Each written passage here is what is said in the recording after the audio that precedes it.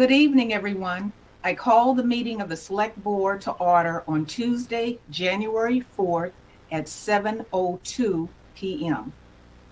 I will do a roll call. Mr. Cavey, Here.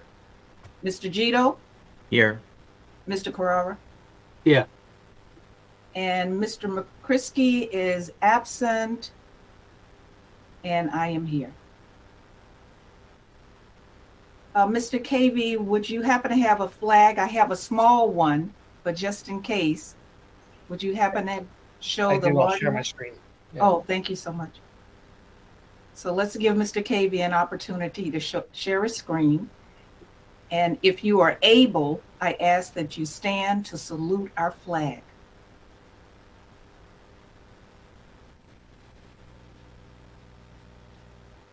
I pledge allegiance to the flag of the United States of America and to the republic for which it stands, one nation, under God, indivisible, with liberty and justice for all.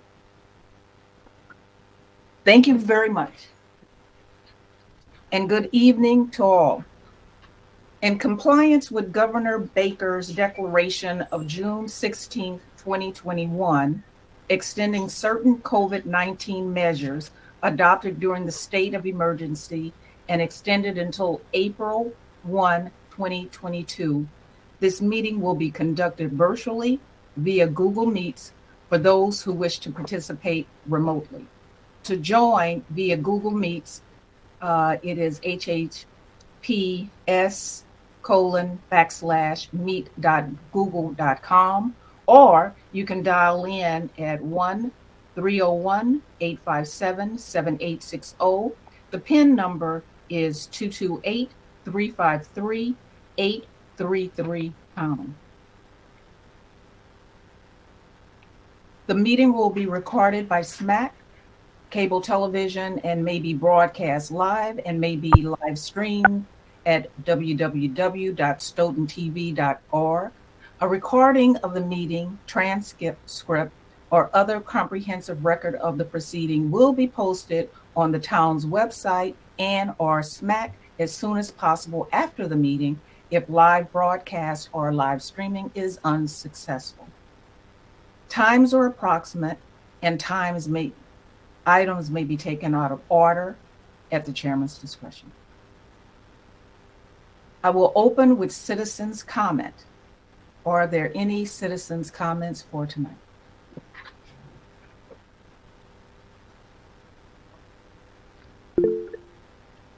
Deborah LeBlanc, yes. Yes, Madam Chair. I just received a call from the custodian at Town Hall, and he said a gentleman had come into the building and he wanted to address the board for citizens' comments. So he went home. I'm just wondering if he would be able to speak should he log in a little bit later. Yes, Okay. we will. If I don't know his name, but if It I'll was give him. I know his name. Okay, so if you he see shows him, up, yes, thank you. we will make time for him. Yes, we will. Great. Thank you. Are there any other citizens' comments? I will ask for select board member comments. Scott, trying to change it up to the line order. Mr. Carrera. It's not a long thing. I'm in my hands. I have the list of the 80 plus people that are would be eligible for the trash break. Not to say that they're all going to file for it, but because I'm just going to put it together and then I'll try to bring it to the board in within the next couple of meetings. I mean, I know we're going to be in the middle of budget, so I don't want to burden anybody just yet with it. But it's almost together. I did get it from it went from Kathy Caton to the clerk's office, and then I was able to get it. So I'll sift it out and put something together and see what we can do with it. Thank you so much, Mr. Carrera. Thank you. Mr. Gito, any comments? Just one. I I guess there's been an awful lot of discussion with the tax bills coming out, but one of the things that really people that got in touch with me were concerned about was something that was not necessarily tax bill related, but related to the fees at the golf course, and that probably has been something that's been circulating around. Not being a golfer, I was not aware of this, but I think it's something that needs to be rectified, and that is that the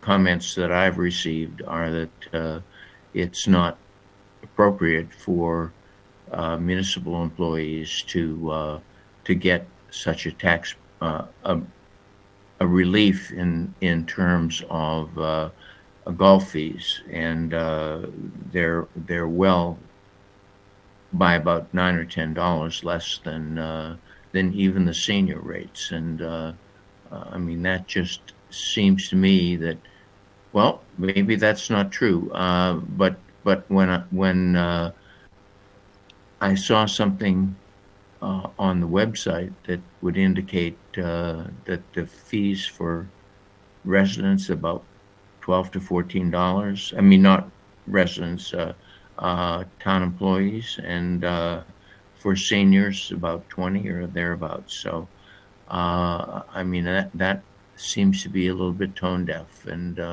if it is, if I'm wrong, I'm happy about that. If I'm not wrong, then I think that that should be rectified. Thank you. Dr. Grimm. Yeah, Mr. Gito, thank you for bringing that to my attention. I do not golf, so I'm not aware of that, but I will look into that. There should not be a perk, if you will, for a municipal employee at the golf course. If they're a Stoughton resident, they would get Stoughton resident rates. If they're a non-resident, they would get non-resident rates. I will follow up on that. That should not be a benefit. That is not listed in anybody's contract. I don't believe that's listed in the bylaw when you get hired. That is not and should not be a benefit. So I will, I'll look into that. Thank you. Thank you, Dr. Grimm. Sorry to bring you that news. I'm glad you brought it to my attention. Yeah. Mr. Carrera, yes. In some towns, they do have what they call employee days, where they might pick a weekend where the employees would get a break that weekend. I know it's not fixed for every day, anytime you want to play, but I know they do have like it's almost like having like the day where everybody brings their hazardous. It's like a weekend like that, 2 days, you know, and you get the employees get a break. If we were doing an employee retreat during work hours and I was doing a team building exercise and people were going to do a round of golf, that's one thing during work hours that, you know, they're on my clock. But not to go golfing at a reduced rate. Absolutely not. And even if we were to do a retreat, we'd already discussed doing something like that with food, and the food would be paid for, out of my pocket, because we don't, or individuals would pay for their own food, because that the perk of food and the perk of golf and things like that should not happen. I mean, the running joke with my staff is I don't even provide coffee at the meetings on the town's dime. So let alone lower fees for golf. So I'll check on that. All right, we'll check on that one, Mr. Gito. All right. Mr. Cavey. Yeah, a couple comments. First of all, as promised, I just wanted to, because we have a new year now, 2022, just go over some things I would like to address over the coming year. And to the extent that the rest of the board agrees, I think that these are the types of things that are I'm prioritizing in my own work. Before I do that, I would like to think that since I started doing this, they've been pretty consistent, right? So the main things I've usually concentrated on is economic growth, fire station, and senior housing. I think we've made some really wonderful progress in the last 5 years, or at least since I've been here, with regard to economic growth. I think we've laid a really strong foundation for that, and I do hope to see returns based on the work that we've done over the next 5 years. Fire station, we still have to get it past the finish line, but we've made it through a good number of our challenges, and we've gotten it to the point where at least the voters are now going to be able to vote on debt exclusion. So I think that is a good start. Now we just have to finish that up. Last year it was a little bit different, I think, for a number of reasons. My New Year's resolution was really to just do what I could to keep the town from suffering too badly economically from the pandemic, and I think that's where my mind was at. I'm not looking to do anything new as much as I was just trying to make sure that we were able to stay afloat with as few disruptions as possible. Overall, I feel like we have weathered that quite well. The town manager has a lot to be proud of in her work, and as well as the team and town staff in trying to navigate this as best as they possibly could. So for this year, I do want to see the fire station go past the finish line, but my two main priorities right now are developing something that is feasible for senior housing. 5 years, I've seen a couple of different things go by. We have not taken the reins up on that, mostly to a large extent, leaving it to private developers and private planners to make something happen. But usually it requires some sort of zoning change, and that has not happened. And we're getting closer to what I've described in the past as a tsunami of retirees and people who, as taxes go up, we're going to have a harder and harder time affording a home in Stoughton, and we have to have some sort of an alternative in place. And it's not just Stoughton; it's all the East Coast, all the United States. There might be some places where it's better than others for retirees, but it is everywhere. So I would like to see us see what we can do. I know within town meeting, there's typically a strong preference to develop senior housing that prioritizes Stoughton residents.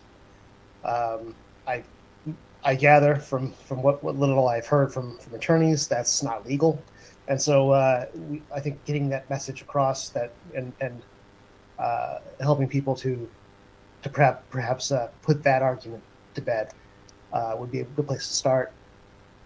Stoughton might still want not to do it unless there's a preference, in which case it can't happen. But for the time being, we definitely need a place for a lot of people to find housing that's affordable and comfortable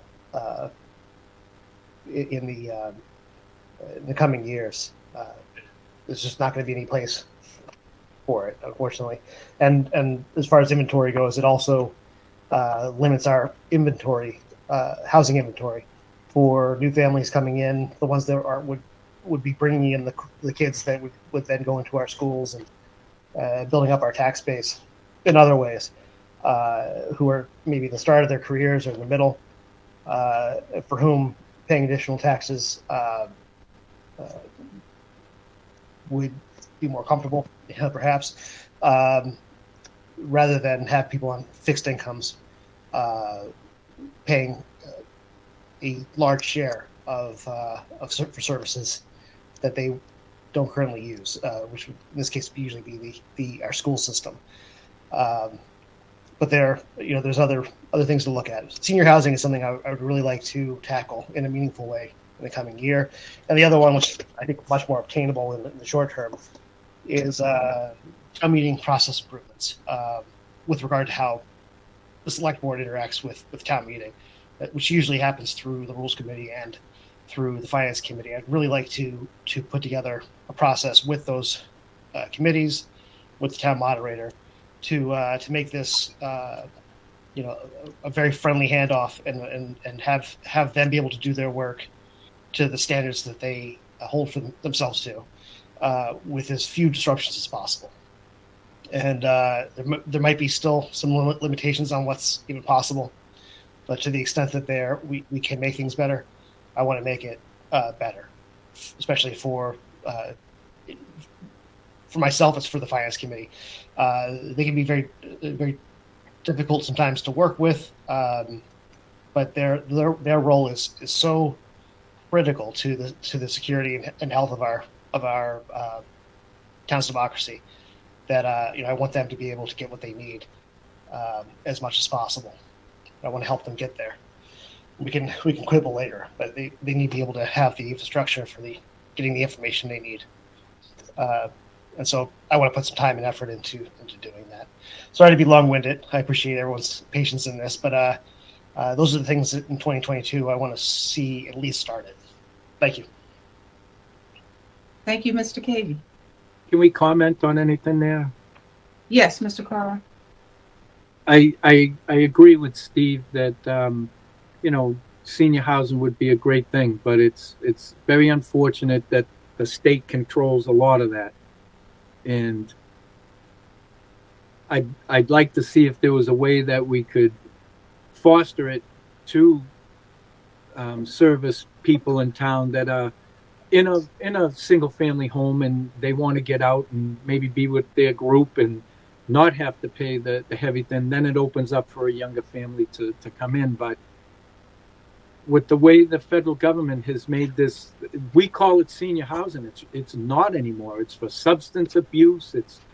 It's even for offenders that have gotten out of jail that they place them, and there's a lot of ramifications. So you build something big and you think it's great, and then it turns into something that like a Frankenstein that we never thought was going to be built. So I think we have to, if we're going to tackle something like that, we got to really face it down and not rush it. That's why, things got to be prioritized. And I'm sure Steve sat there and figured out what his priorities were. My priorities right now is there's a lot of people complaining about the taxes, but there's 4 different ways to look at why we have the taxes. And, I thought my father was kidding me when he said death and taxes, and I guess they're right. Thank you, Madam Chairman. Thank you, Mr. Carter. Mr. Gito, did you have a comment? Okay. If not, No. From my perspective and my priority, it seems that we have a lot of things on our plate that we intend to do, but we just need to get to it. We just need to do it. One is town managers' goals for the year. So I'm hopeful that we will schedule one of our upcoming meetings so we can finalize our whole goals for this upcoming fiscal year. And the next is, continue to look at the financials, and where we left off was Powers and Sullivan, our certified public accountants. We did a review of their results as of year end June 30th, year 2020. But I asked Dr. Grimm if she's received the results for year end June 2021, so we can look at the recommendations, if any, the management letter, and we can just go from there. And we can present that to Mr. Rowe just raised his hand. I'll let Bill answer. Oh, Mr. Rowe, hello, good evening.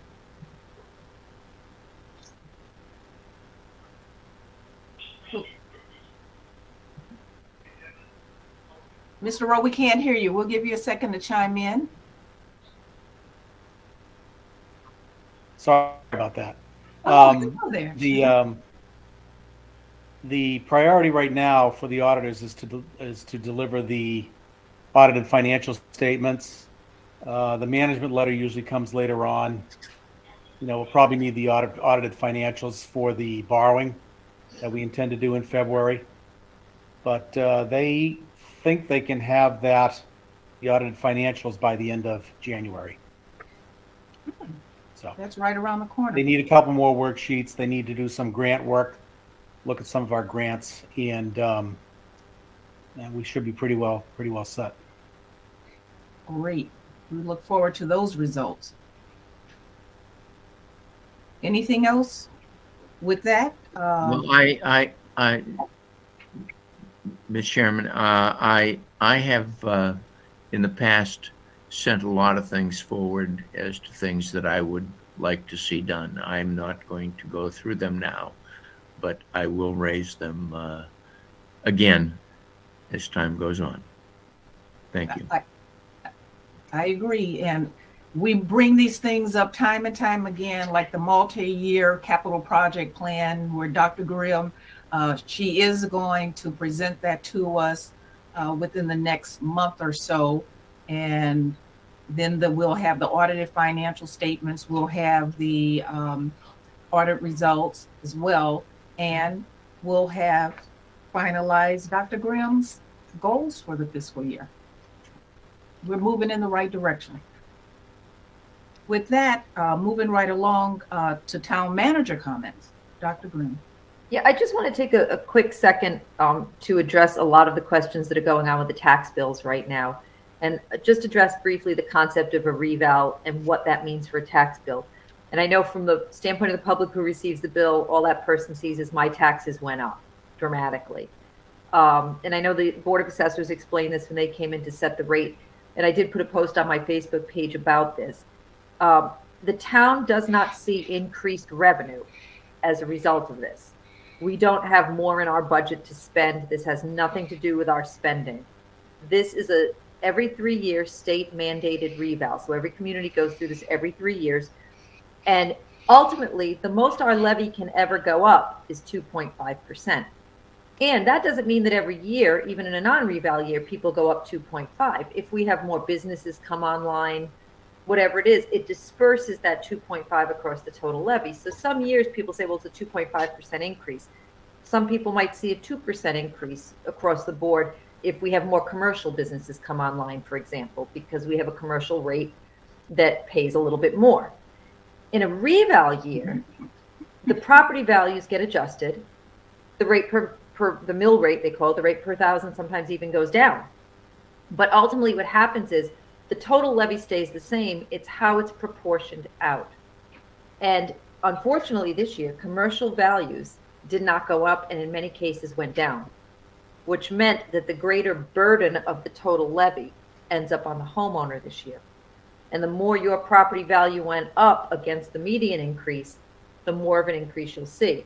And I guess the best example I can give is if 10 people go up 1% compared to the 2.5 overall, then that means that 10 other people went up 2.5 plus 1.5 went up 4% to average it out. It's an averaging.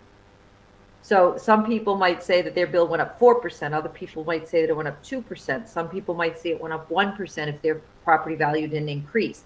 Unfortunately, because of the nature of what's happened and nobody really looking at a lot of commercial and retail real estate, the commercial values did not go up and sustain. And that's where we rely on that bulk of that levy to come from to try to take the burden off the homeowner. So I know it's confusing, but I want to be very clear to the public. This does not mean that much more of your money is in our hands to spend. This budget does not reflect what those people are individually seeing as an increase. And I know that's hard to comprehend, but it's just that the overall levy increase never changes. It can't go more than 2.5 total, not on each individual property, but total. Some people, as I said, might see a 1% increase. Other surrounding towns are seeing the same thing who did their reval this year. So I just want to explain that if people have individual questions, they're always welcome to reach out to me through my Facebook Messenger, my email. Most people have my cell phone number, or pop by my office. But I'm always happy to answer. But I just wanted to address that. I just want to be clear. It's not a spending boom for us at all. It has nothing to do with what we have to spend. It's totally related to property values. And that's it for me today. All right. That was a good explanation. Thank you very much. That was very helpful. It doesn't make it hurt any less for people, though. That's the unfortunate part. And it doesn't make it any easier for us to provide services. So that it's kind of a no-win for all of us, unless you're selling your house. And then it's a win. So realtors like it. But the rest of us, not so much. I'm in a reval year in my own town too, so I'm feeling the pain with everybody. Okay, our agenda for this evening's meeting is to continue the review of the town manager's fiscal year 2023 presentation. She's going to present her final draft, I would call it, final draft presentation and the revenue budget. We have a consent agenda items and then new business if there's any new business. So with that, Dr. Grimm, please open the discussions on the budget. So thank you. So tonight I officially present my budget to you, and we will briefly discuss the revenues. But before we start, I want to address one change from the version you got that we discovered this afternoon. We had, and in fact, last night it came up. So as we were going through our scan of last item line items, there was a line item in the COA for like $64,000, and it looked like a new position. Mm-hmm. And it was not. It was actually grant-funded positions that we have every year on a federal grant. So it got put in as an expenditure. There was no offsetting revenue. So the reality is that that was a $64,000 number expense that we really do not have. In good faith, I called Dr. Rab because I had asked him to find about $52,600 to help balance our budget. He said that it took a little bit of strain to do that. And so with that 64,000 we found, I did put that 52.6 back. It's not adjusted in your version of the budget, but Mr. Rowe will be doing another version. We did give that back, if you will, to the school so he can restore what he cut to make that number. And then the other 11,000 and change that's remaining, I put toward that OPEB line item. And then we did put the 5,000 into the FinCom line item that was supposed to be in there, but had not been added in. So you'll see an OPEB line item is now approximately 25,155. And the 64,155 on page 39 is zeroed. So I just want to give that as preliminary information. And now I'll go on to the formal budget presentation. I'm just going to share my screen. Hopefully this works. I practiced. Dolores was on while I was practicing. Let's see. All right. Do you see the screen? Yes. Okay, there we go. How's that? Do you see a full slideshow now? Everybody still seeing it? Yes. No, we only see the PowerPoint. It's not a full slideshow. Okay, as long as you see the PowerPoint. Beautiful. Okay, so tonight. Be careful when you shift that I think you're going to have to also view it the same way we are. Otherwise, when you change to the next slide, we won't see that change. Okay, so let me see. Do you see the next slide now? No, it's still the first one. Ah. So now what do you see? Do you see the side row now? I do. Yeah. Okay. So I just may have to do it that way, right? If you look in the right above this, yeah, there you go. Yeah, you're doing it. Okay. Beautiful. Yes. Yeah. So this is my budget team that you're all familiar with. And as again, the process is that we sit together, we go through every line item that's been requested by the department, and we literally go through every single line item. We then look at what we have potentially for revenue, and we go from there in making adjustments. And then this year we were able to actually have time to send it back to the departments with the cuts that we're making, make sure there weren't any critical areas that we had cut into. If there were, restore, tweak it around, and eventually come up with a budget. I'll go through this presentation and then I will follow up with the revenues. There were some initiatives that I sort of received through discussions and meetings and, what I hear at the meetings and concerns that the select board has indicated. So we increased emphasis on code enforcement, maintained services wherever possible, increased our efforts for diverse recruitment, and considerations of growth and revenue projects. By the way, the board does have this in their email. If you all want to follow along in your email, I did send out a version about a half hour before the meeting. Town staff goals, increased efficiencies, tight spending patterns, level or improved services, increased emphasis on self-insured healthcare awareness, production of a balanced budget for the board, preparedness for cybersecurity breaches, and restoring line items that were reduced in FY22 for COVID. So some line items, as I indicated last night, and in many cases, they're very small line items, but travel budgets, conferences, things like that, we had cut way back on, and we restored those as we hope to return to some sense of normalcy.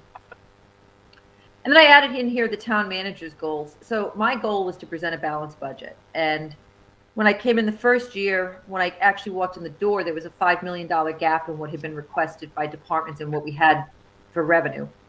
We narrowed that to $700,000 approximately that year. In 2021, we were able to narrow that gap to approximately $400,000. In 2022, it was down to just under $150,000. And this year, we're very pleased that we can present a budget where the school department remained whole with their request, we remain whole with our request, and the town has a balanced budget to put forward to FinCom. What that means in the end is, beyond the fact that they're, both the schools and the municipal departments are able to do what we believe we need to do, the other benefit of that is we're not going to look to tap into stabilization money. We're not looking into our reserves to balance a budget, and that's absolutely critical. It is so important. Our bond rating has been stable, but my goal is to see an increase or at least get a positive outlook. But if we can get a little bit of a tweak up, we will find that in future borrowings, we will save money across the board. And that may be relatively small borrowings, or down the road, it may benefit us when we look to borrow, if we need to borrow for a school down the road, for example, or major capital improvements. So it's very important that that happens. And so not tapping into those reserves is extremely important. Key budget drivers, and I showed this to you in my initial presentation to you.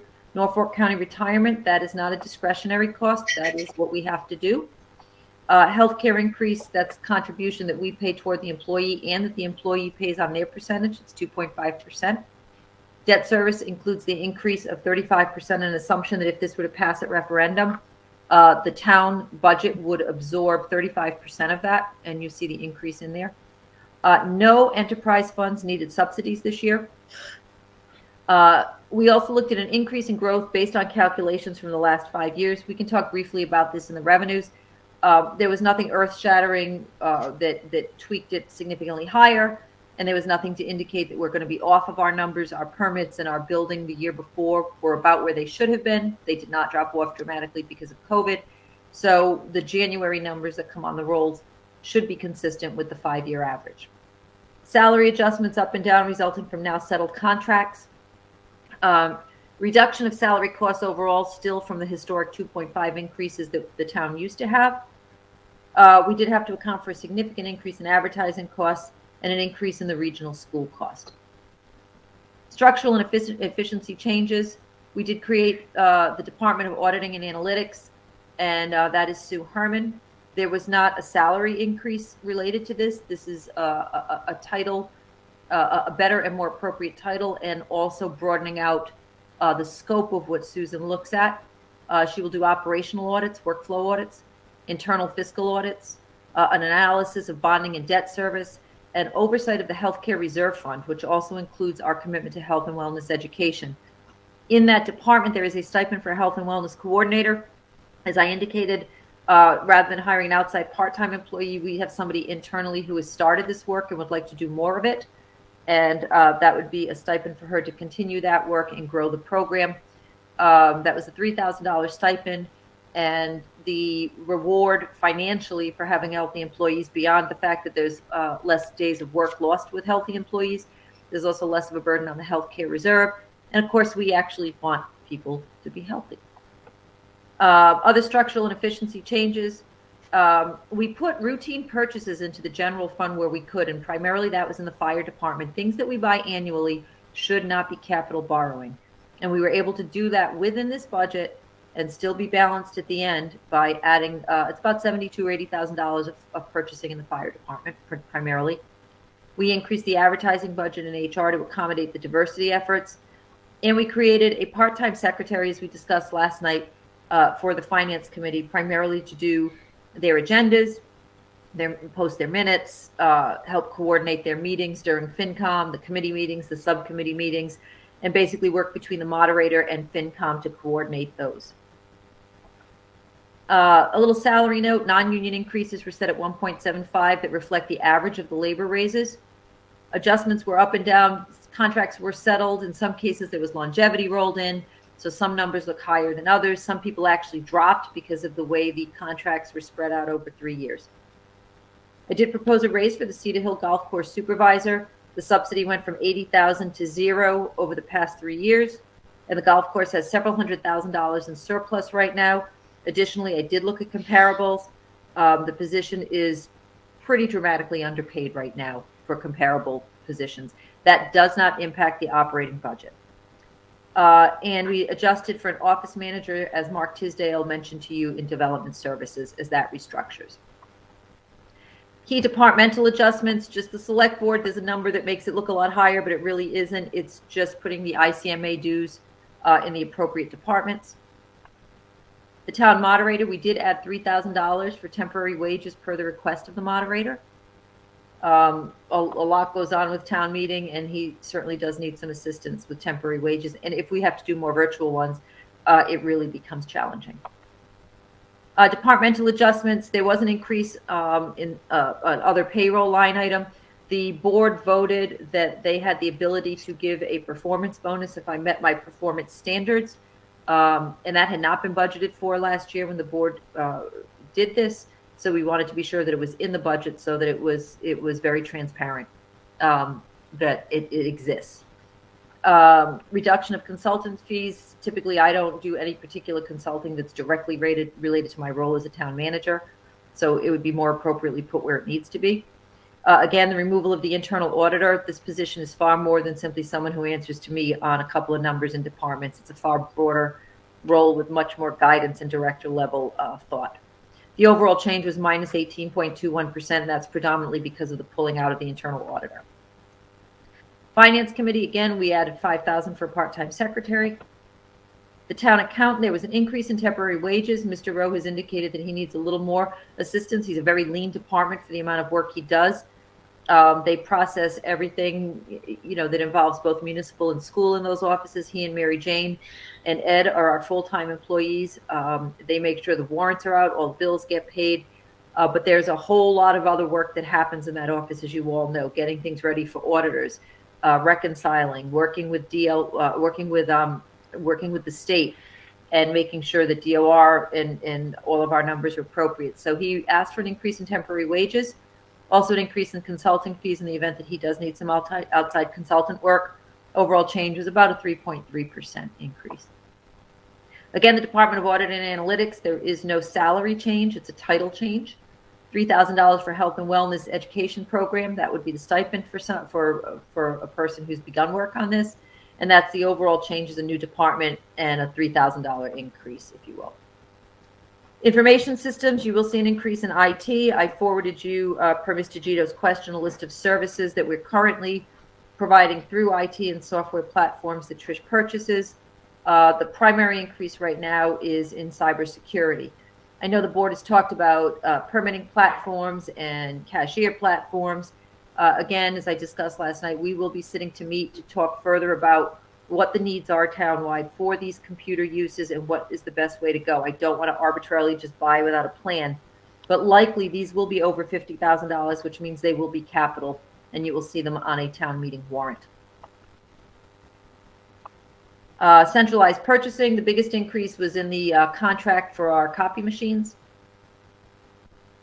Economic development, we maintain that consultant fee line item. It hasn't all been used this year, but we decided to keep it in there because we have made a commitment, as we've discussed, to biotech and recruiting biotech companies into the town. And we need some, we want Pam to work with some outside consultants who've done this and got through this process. Community events, the hope is to have fireworks again. It's going to be logistically a challenge, but we have put some money in there with that goal. We will also continue to look for perhaps private sector funding in support of this project and do a public-private partnership if we can. Departmental adjustments of note also, salary increases in fire. It looks like there are a lot of salary increases, but we had roll-ins of stipends and, again, contractual changes. And so those numbers don't look very consistent, but everything has calculated out appropriately and is directly in line with the contracts as were voted. With very reasonable increases. In fact, smaller increases than our surrounding communities for our IAFF. an insertion of what typically has been capital that should be operational. Building and zoning, this was the addition of a part-time constituent liaison for code enforcement. And again, we talked about this role. It's a fluid role. It's a new position. It is the only new position in the budget. And again, it is part-time. And it is to serve the public better. And it is primarily for code enforcement issues, the trash issue, for example, that came up earlier tonight. If a phone call came in on that, that would be the type of thing. Additionally, it would also be public works issues and concerns and questions we have come in on those things. Other departmental adjustments, DPW facilities and general highway, appropriate staffing lists. FinCom has asked for this in the past. We do tend to have an issue with this, that the staffing, because there are percentages across the board in different departments, it gets very confusing, and the budget has not always caught up to how the numbers are dispersed. So Paul Jaffoon has been working on that. And also we have seen a dramatic increase in material costs, and you will see those increases throughout the budget. Particularly in facilities, contractual increases for utility. We have worked with our energy and sustainability coordinator, who has provided us great information on the commodities market, and worked with us on when we should lock in or if we should lock into prices, and the best way to lock, with the ability to also get out of it if we lock, and extend out and average out costs. So this has been a real big help to us, but nonetheless, electricity costs are skyrocketing, and it's not something we can negotiate or deal with. It's just a matter of how quickly we can lock in at a safe rate and when we think the market's going to go up and down. Fleet maintenance, we did adjust for gasoline increases. We were very fortunate to lock in when we did last year, but obviously those numbers are going up, and that lock number isn't going to last forever. The debt adjustment is the inclusion of the 35% of the anticipated cost of the fire station project. That's an increase of about $380,000. And it also includes interest for the likely bans that we will need for school feasibility. So we did take into account the $750,000 that passed town meeting for the feasibility study. Health insurance, 2.5% increase in the healthcare contribution, and the addition of an OPEB line item. Again, I cannot overestimate or overemphasize the importance of this line item. This sends a message to our rating agencies that we are committed to dealing with the OPEB liability. Now, the liability is millions of dollars, and the $25,000 we're going to put in isn't going to change it fiscally. But what it may change fiscally, what I'm hopeful it does, is it shows the rating agencies that Stoughton is fiscally sound enough now to at least begin to address it. We've addressed it in the past through transfers in town meeting, but now it shows an annual commitment to do so. We're not required to put $25,000 in every year, or less or more, but it shows that there is a goal of presenting, a goal of at least acknowledging this issue and taking sort of the bull by the horns on it. Just a little bit of budget history. I showed this to you before. This is about a 10-year trend, and the last 3 years I came in for the end of the 2020 budget, which was a 3.5, and then we've had a 1.5, a 1.6, and a 3.3. That actually is down. That's a 3.1 now as of today, and which lowers our average a little bit down to about 2.11, I believe. So our average increase has been less than the 2.5%, and the average over the 6 years prior had been 6.31. So what I'm proud of with that is we've increased the budget, or we've slowed the increase on the budget, but we have not cut a service. And in fact, we have grown services and provide better services, I believe. We've restructured government to be more efficient. We continue to do so. It's certainly not done. But the fact that we can cut that number by 2/3 and still provide the services we are, and in some cases increase services, is something I am proud of, and I'm really proud of my team of directors for being able to do this. And again, I go back, we had a $5 million shortfall between what the request was and what our revenue was looking like. This was the projected surplus, very minimal surpluses per Sue Herman's 3-year budget projections back in September, October. This did not include the additional $380 for the fire station. So as you see, we're right on the line. And yes, the discussion of turn back money comes up, but yes, there is occasionally money that is unspent at the end, but it's not from any one line item. It tends to be dispersed. and usually it comes out and should come out to about 1.5% of the budget every year to 2% of the budget. That provides cushions in the event of an emergency.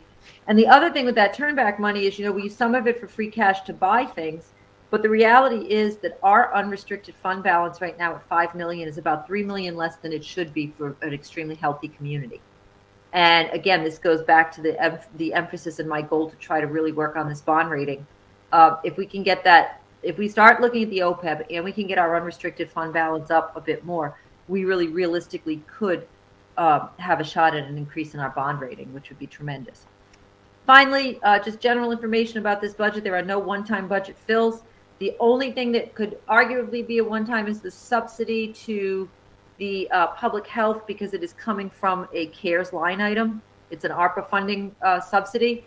It is not from the operating budget, but the loss was related to COVID. So it's not a one-time fill to offset regular costs. Our joint costs increased by a little bit over 6.3%. Our total final municipal increase was, we increased the budget by $899,683. The percentage is 3.1, and again, that includes the addition of things that had been previously requested and purchased as capital. It is the first time we will include OPEB as a budget priority, and I am extraordinarily excited that we have a balanced budget with the schools and the municipality funded going into this FinCom. That is the budget as a whole. Let's see. Here we go. And I can move on to revenue, or we can click on expenditures, or whatever Vice Chair wishes. Okay. As a follow-up to last night's meeting, as I recall, Vito had some questions that he was waiting for a response, and Mr. Cara had a couple of items that he wanted to address. So, excuse me, Madam Chair. Ended in 60. If you could put your phone on mute, please. Thank you so much. Thank you. So either Mr. Gito or Mr. Guerra, if you wanted to ask your question at this time. I'd allow Mr. Gito to go first. He's more senior than me. The questions that I asked, I thought I asked last night, and I believe that I got answers to. Is that not correct? Okay, so you're all set then. Okay.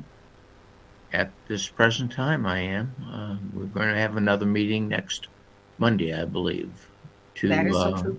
to go over the what has been presented, and we can talk some more then. Wonderful. I'll hold till Monday too, if that's possible. Yes, it absolutely is. Thank you. You're Maybe Joe will be back too. Yeah, maybe. Dr. Grimm, would you like to continue with the revenue projection? Mr. Cavey, did you have your hand up? I did see Mr. Oh, I didn't see his hand. Yeah, my hand was up just because it looked like somebody was trying to. Oh, okay. I thought it might be the case that it looks like Ms. LeBlanc just confirmed that the person who's on the phone 339 is wanted to speak. It could be. I don't know. I can't see his name from that. Yeah. Madam Chair. Yes. My name's Peter Murphy. I was trying to get in for citizens' comments, but I went up to town hall and nobody was there. Then I came home to try to get into the computer. Hopefully, Dr. Grimm got a message that I was trying to speak. Yes, sir. Yes, sir. Did you say Mr. Murphy? Correct. Yes, Mr. Murphy, we were waiting for you. You said as soon as you arrived, we would make time so you could make your comments, citizens' comments. So please state your name again and precinct. Okay. My name is Peter Murphy. I'm Precinct 2, former town meeting representative, town municipal operations chairperson. The comment that I had was during last town meeting, there was an issue about Article 9. There was some confusion. And I'm not quite sure what the confusion was, but it had to do with the sunset clause. And I was the author of that article, and hopefully I could clarify some of that confusion. So I'm not sure if this is the appropriate time or not, but I'm more than willing to discuss it. Well, this is the time for citizens' comments. If you had a comment we would discuss, this is not the time for a dialogue. No, and I understand that. And what I'm trying to do is that there was some confusion about Article 9 had two issues that were looking for funding or continue funding, but also the sunset clause came in. And being the author of that, I was willing to discuss that, but I realize right now is not the time to discuss it, but I want to make that point made that who would I discuss that with? Mr. Gito was the one that put the paper on the virtual table. And do I contact him directly, or who do I talk to? So you can call me if you want, Peter. That'll be fine. Okay. I'm not. Is your number listed with the town? Or? Okay. All right. In the phone book. I will call you tomorrow and we can discuss that. Thank you so much, Mr. Murphy. Looking forward to it. Okay, and I didn't butt in because everybody you had your process going. I didn't want to interrupt it. But thank you for letting me take a few minutes here. Thank you. Have a nice evening. Bye-bye. Thanks, Mr. Murphy. You too. Bye.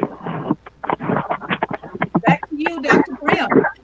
Okay, so off we go to revenues. And so the revenues are relatively straightforward. Again, the tax levy is the prior year levy plus a Excuse me, Dr. Grimm, did you have anything to present? I believe you got it with your packet. Oh, could From- someone from Bill Rowe, share their it should screen? It should be with your budget. Okay. Yeah. So new growth. So it's the tax year plus an assumed 2.5% increase overall on the levy, as we talked about the levy increase. We estimated new growth at about $870,000. That's about a 5-year average. Some years we have tweaked it up a little bit. We don't like to be overzealous on that. If we overestimate new growth and it doesn't come in, then we put ourselves into the red. We saw average trending, if you will, on permits the prior years. So basically, it's what's going to be coming on from a year ago, because again, it's a January addition to the tax roll. So if we look at what was coming on from a year ago, believe it or not, we were in the height of COVID because this has been lasting so long. And we did not see a drop off in permits or development during that time. Our permitting revenues were right on target. The types of projects that came online were what we expected. Projects that had started and been permitted the prior year did continue. So we didn't estimate any dramatic change on growth. And again, I know you'd probably like a concrete way that we quantify this, but there really isn't one clear way to do it because so much does depend on when projects come online. What you do see is that when we sort of look at our permitting revenues, if you look at an increase in a permitting revenue, let's say in 2023, if we were to increase that number dramatically, then that indicates that in 24 or 25, we're going to anticipate some new growth. So to look at this, you'd have to probably look at permitting revenues, the actuals from 20, let's say. And that's what we start to look at. What permits were pulled, what projects were started, and a general sense on what size and what value those projects will be. And because everything was consistent with how historically it's been, we went with the practice of the 5-year average, which does tend to serve us well. And Bill Rowe can address any of these things in detail on things like the high school debt exclusion, again, prorated to reflect the unspent bonds. And then an estimate was included for the fire station debt exclusion. I will tell you this, there's an up and down of low interest rates. The up is the whole project costs us less. The down is we don't earn a lot of money because there's not a lot of interest on the money that we're holding when we borrow. So if you recall with the high school, because interest rates were much higher, we actually were sort of earning interest money to offset some of the cost. we will earn some, but with interest rates as low as they are, there won't be an offset earning. But in the end, I'd rather have the low interest rates for the borrowing and keep the cost of the project down. We can live with it not earning a ton of interest on the other end. State aid, we estimated a 1% increase. We have level funded in the past on our estimates. I did speak with Dr. Rob about this. He indicated that he was comfortable with some increase. I talked to Sue Herman about it. We're looking at the numbers that are coming in as a Commonwealth. The Commonwealth's numbers are actually pretty good. So we felt comfortable going with a 1%. We're hopeful it may even be more, but again, it's just imprudent to go any higher on something like that because of the risk if it does not, and particularly with the uncertainty of something like COVID. But we went with 1%. The certified free cash was 2.6. As you know, going into last year, I had requested the town meeting leave our budget intact, almost as if it was a normal year, with the promise that I would not spend unless I absolutely had to. At one point, FinCom chose to use stabilization money. And I had said to them I knew I had the money in the budget because I had been monitoring how much I had not spent, if you will, on areas that had been budgeted and in areas I was able to only emergency spend. So we knew that there would be a little more turnback money this year than usual. And my hope is that some of that will be used to restore the stabilization money we took out. I was a little uncomfortable with the use of stabilization, but I appreciated FinCom's concern that if a crisis did hit mid-year, I wouldn't have anything enough in the budget to withstand. So I assured them then that I would still continue to hold that money for emergency if I had to. But ultimately, that extra money, if you will, some of that really belongs back in stabilization. And I am hopeful that we will restore those stabilization funds. We also, then when we use free cash for balancing, if you will, in the budget, we still did follow FinCom's protocol of $300,000 less every year. And some is certainly going to be set aside to pay for articles. And again, whatever isn't used for that should be used to shore up stabilization if we can. You want questions as we go along or at the end of your discussion? I would probably say the end because they may be for Mr. Rowe, and it's probably easier if instead of having him try to pop in and out, we can have all the questions at the end because Mr. Rowe will assist me in a lot of the answers on the revenues, if that's okay. Thank you. Local receipts are estimated between 95 and 98%. This is a little complicated because we can only base it on 21 actuals. We don't have 22's numbers yet. 21's actuals were COVID numbers. And they actually were, we had budgeted extremely low in 21 and 22, particularly 22, because, well, 21 we didn't budget low because we didn't know COVID was coming in 19. But 22 was budgeted very low. So we did go on some areas closer to 98%, which normally we do 96, 97. We did go a little higher because those 21 actuals were COVID numbers. The risk is you can't go too high. You can't go over 100%. And if you go too high, DOR gets a little cranky about that. So we went with 98% on some of these because we actually are very confident that these numbers will come better. The other area you're going to see on those local receipts that's worth noting is the ambulance revenues. We put a dramatic increase. There was a cost increase in the fire department for the new ambulance billing service that we're using. There was a slight increase, but the revenues generated and the way they return the money to us is much more efficient and financially lucrative for us. So we are already seeing dramatic increases in ambulance revenues. And the reason we went on such a high percentage against the actuals on the ambulance revenues this year is the fire chief and Fran Brutniti and Sue Herman are very confident with this new contract. These numbers are going to go up. They're better at collecting. They're better at collecting full amounts. They're more aggressive on it. And generally, we're very, very pleased with how this is looking right now. So that's an area, just one area of receipts I want to point out. The other thing is restaurant and rooms taxes. We went a little more conservative on the increase for rooms as opposed to restaurants because of the COVID situation. But I will tell you, we got some, I believe, Q2 numbers in from Sue Herman for this current year. And we're trending way over the conservative numbers we budgeted. We budgeted only 75% of the prior year last year. We only budgeted 75% of 20. 20 was, of course, a non-COVID. 1920 was a non-COVID.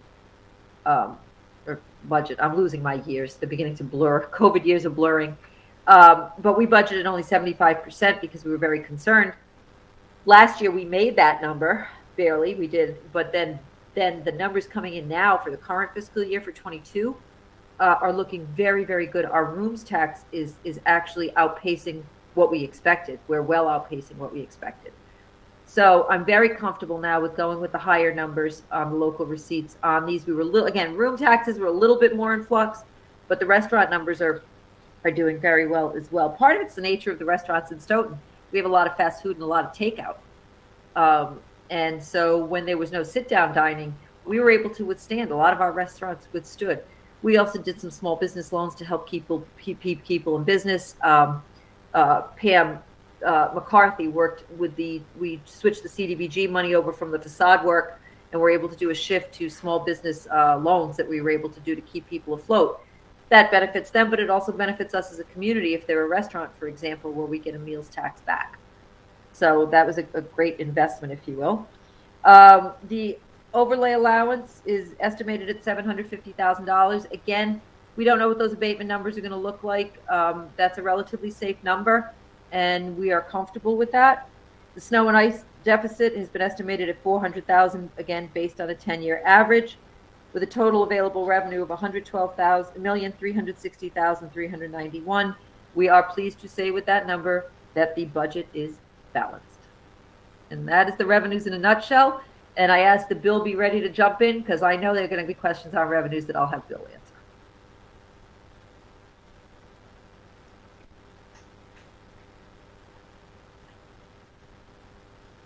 Any questions for tonight, or shall we just wait until on Monday when we've had an opportunity to really review? I would like to wait till Monday if it's all right. I would like to ask a couple questions tonight. So, please do. We'll do both. Okay.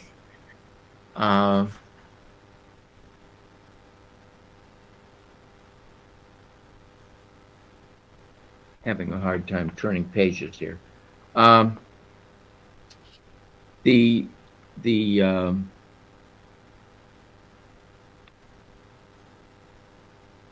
The item that includes the $360,000 for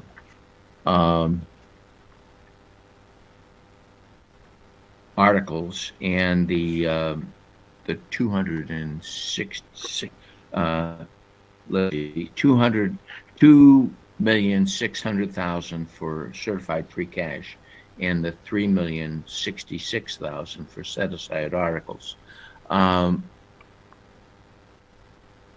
That number bounces around from year to year, and it may be a good idea for us to consider doing less buying this year than and setting some of that money aside so that we can balance things out for a year when we don't have as much free cash at the end of the year. Just a thought. Yeah, I think, and again, the dependence on free cash per FinCom policy does reduce by 300 every year. But to your point, yeah, that number's a little high this year because we were so careful. I am hopeful we can restore. Again, I really want to restore some of that stabilization money, Mr. Gito. Again, that is the emergency for a bad year. So I think we're thinking similarly on that. And if a portion of that can go back to stabilization, which again was my whole intent when I didn't spend it, didn't have to spend it, keeping on emergency spending protocols as best as we could because of COVID. Again, my hope is that stabilization can be restored, which is exactly to your point, for a year that things do go wrong and we still do need to buy things and we don't have the money to do it. Your rainy day fund, if you will, your free cash, that's what it's there for. And again, the more we have and the more we build and the closer we get to that optimal percentage of 7 to 12% that rating agencies like, the better we are across the board. So I do agree. I will be presenting likely at the next regular meeting a warrant for consideration, and the capital purchases that I'd be looking at will be in there, and anything considered to be spent out of free cash. So you'll have a better number of what our plans are of that 3 million of what we plan to spend. I just got my final list today from my directors on their capital requests.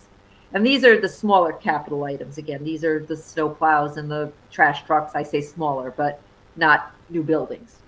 And so I will be presenting that in a couple of weeks, and you'll have a better sense of where we propose to spend that. Is it borrowing? Is it free cash? And so I think we can take a hard look at that in a couple of weeks. But I do agree that some of that should be put aside. That's exactly what a rainy day fund is for. We weathered a very big rainy day with COVID. And if we got a little bit of sunshine, you put the water back away and save it and store it for need again.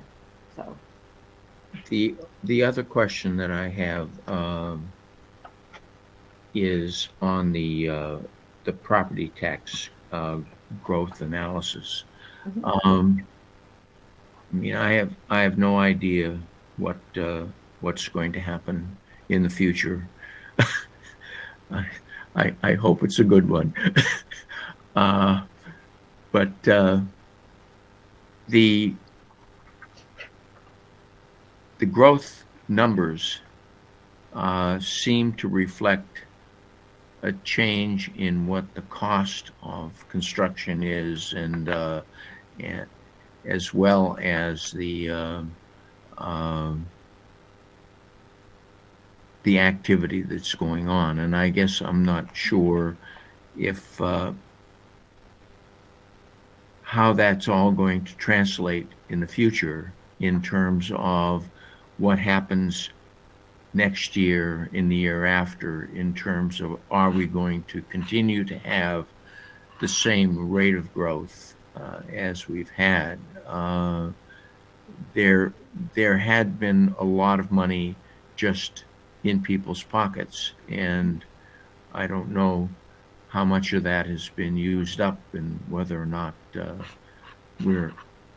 it may not represent much money here in the greater scheme of things, but I guess I'm just,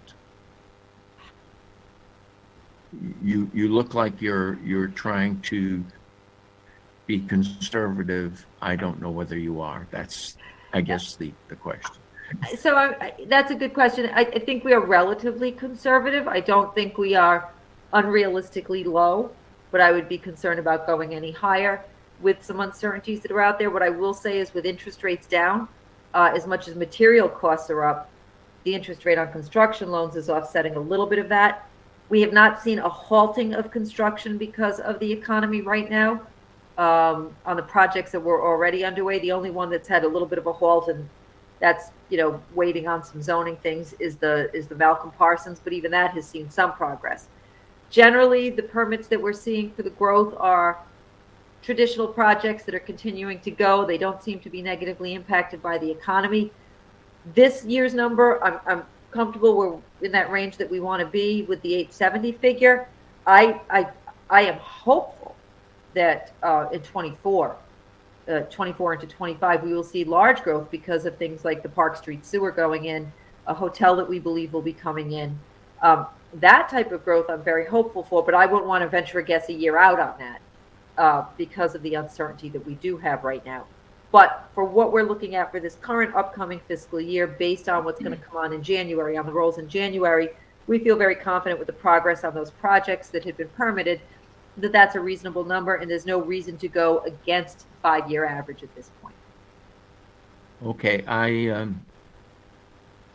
have no data to change your view on that, except that we know that the Fed is going to be raising rates on interest, and that's going to and the debt that the world has at the present time is going to affect some of the things that are going on. So that's part of the reason that I'm raising this.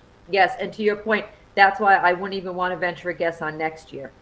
But the projects that we're looking at growth now are projects that are underway enough that they will be kicking on before that would negatively impact. So I would not want to put it out on a limb for next year right now. I am hopeful that if the interest rates don't go too high or the material costs stabilize and offset some of that interest rate increase, that next year, because of the types of projects that are on the horizon, will be very good. But I would never, if I was a betting woman, I would not be betting on that for a year out. I am confident with the fact that we can stay with the 5-year average right now, based on the progress that the current projects have made. Thank you. No more questions. Thank No you more very much. comments. We will have another opportunity to discuss the revenue projections. That will be will be next Monday. And please do feel free again to email questions on revenues ahead. Happy to always answer and be prepared for whatever you may need on Monday on those two. All righty. Mr. Rowe has his hand raised. Mr. Rowe. Bill? Thank you, Madam Chair. I just wanted to point out one thing on the revenue sheet, which is kind of new, and that's the high school debt exclusion for fiscal 23. Without looking at the sheet right now, just focus on this concept if you can.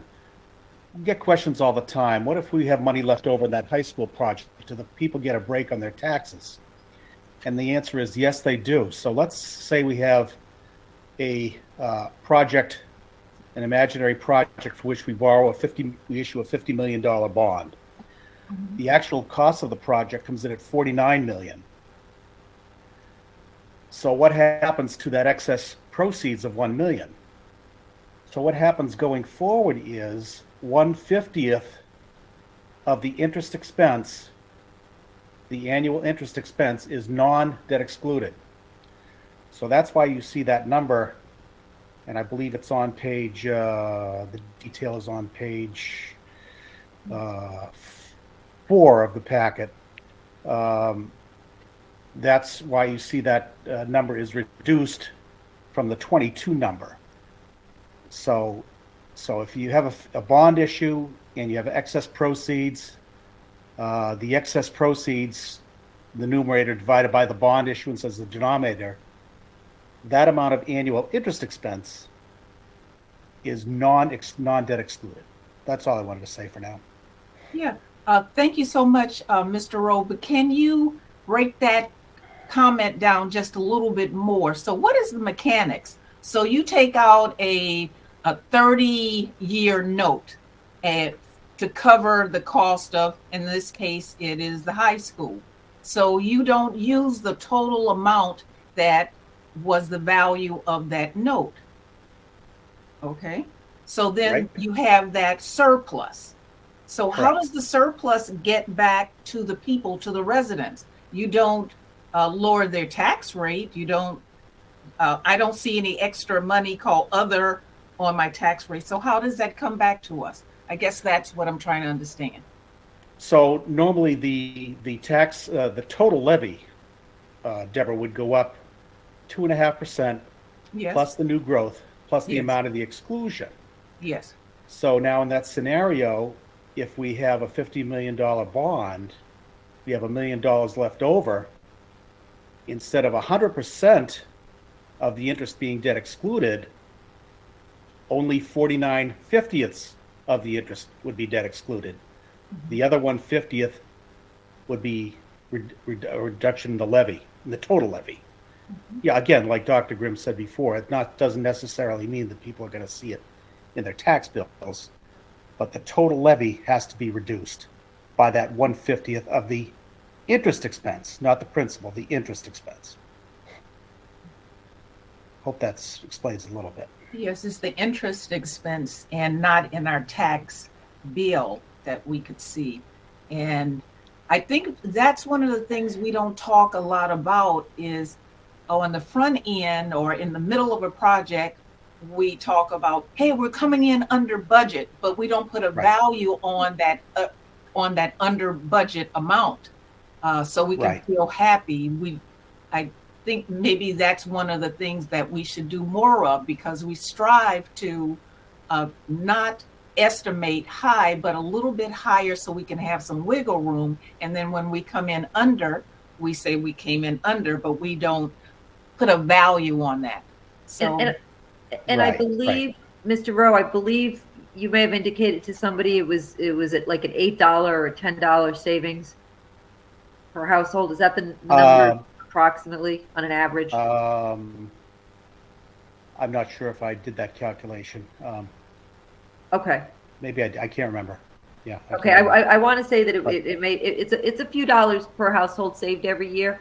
And so it doesn't sound like a lot, but when we're looking at a referendum where people might pay, another $18 or $16 a quarter, if we can save a few dollars off of that on another end, every penny helps. And it's just, I think more than anything, it's a commitment to the constituency that we don't hold their money, we don't take more than we have to, and that's the approach that we take. Right. So I just wanted to throw that concept out there because I know people have questions Thanks, about Bill. that. So. that's very helpful. Okay, with that, we'll leave the agenda item budget and go to the next item, which is consent agenda. Does anyone want to pull an item from our consent agenda? And that's A through F, the payroll and warrant, authorization certificate of compliance, acceptance of the library literacy award grant, approve acceptance of a $500 donation from Leo Hurley, approve reappointment. Oh, I'm sorry, Mr. Carrera. That's Leo Burley. Sorry. Leo Burley. Okay. Yes. Thank you. And I just want to make a comment on that, Madam Chairman. Leo Burley is Teresa Cardozo's dad, and she's in the treasurer's office. Oh, okay. So I just want you to understand the connection there. So if anybody didn't know. Great. Thank you. Thank you. The next E is approve reappointment of Michael Bodette. I think that's how you pronounce his name. Looks like there's a duplicate E, but F is approve open meeting minutes for December 20th and December 2021. Does anyone wish to pull an item for more detailed discussion?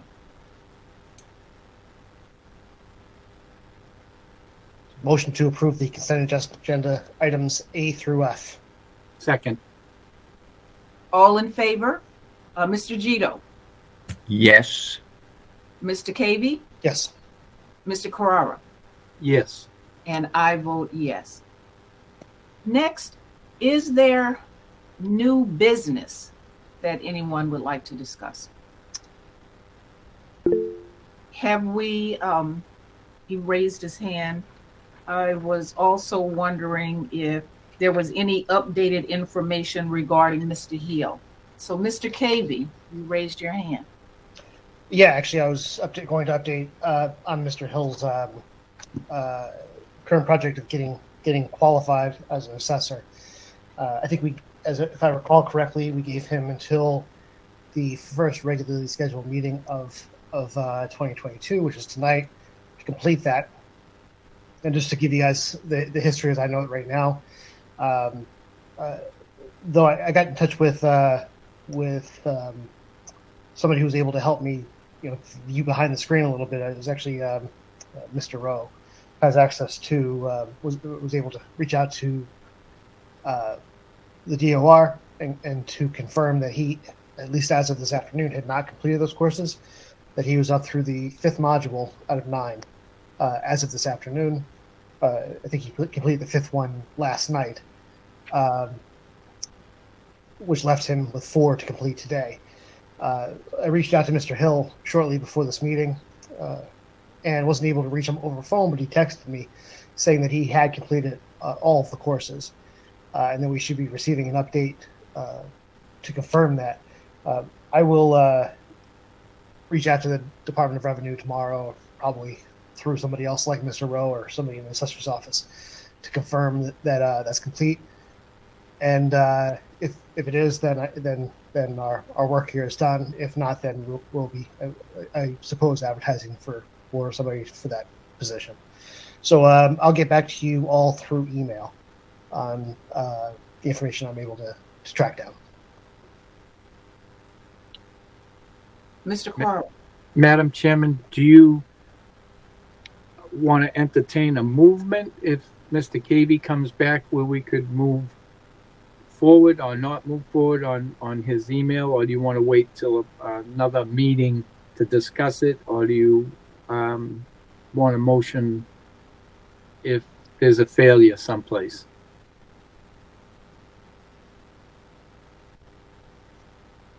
I would like a motion tonight for discussion. My motion would be to if Mr. Hill has failed in his endeavor, we had said, and I had said, that we would move forward, and I do believe it would be proper to re-advertise and look for another attendee to step in and go forward with that, help that department.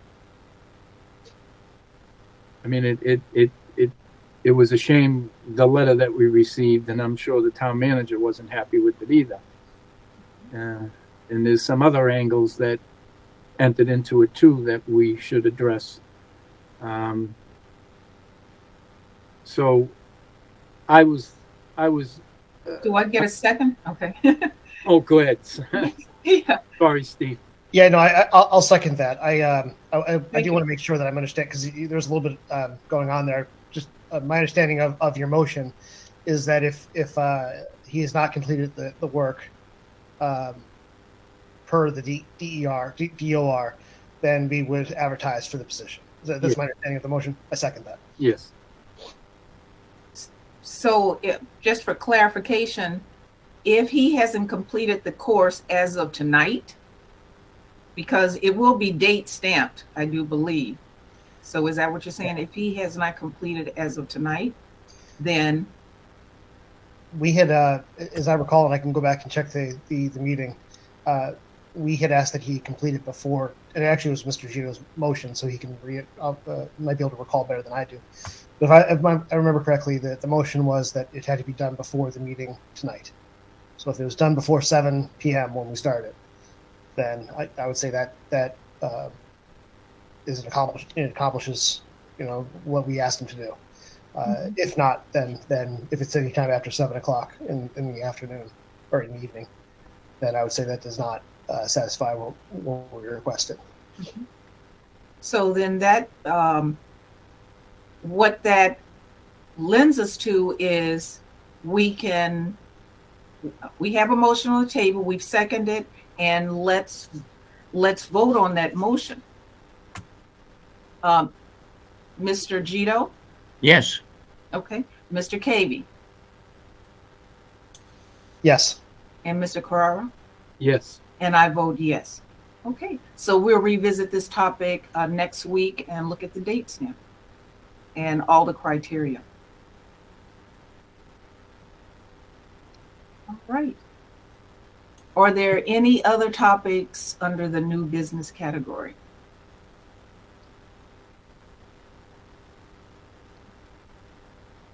Motion to adjourn. I'll entertain a motion to close the meeting. Do I get a second? Second. Okay. All in favor, Mr. Gito, Yes. Mr. Carrara, Yes. Mr. Cavey, Yes. and I vote yes. Thank you, everyone, and I will see you next week, Monday, what is that, January 10th. Thank you very much, and have a good evening. At Thank you. 7:30. Thank you, Deborah. Good job. Oh, thank you. Yes, Deborah, Yes. we're having them virtual. Did you want to move it to 7 or 7:30 still a good time for you or everybody? 7:30 is great. 7:30? Yes, Yeah, 7:30 please. on the Mondays. Okay. Yeah. Thank you so much. Thank Bye-bye you. now. Good night. Good night. Good night. Be well.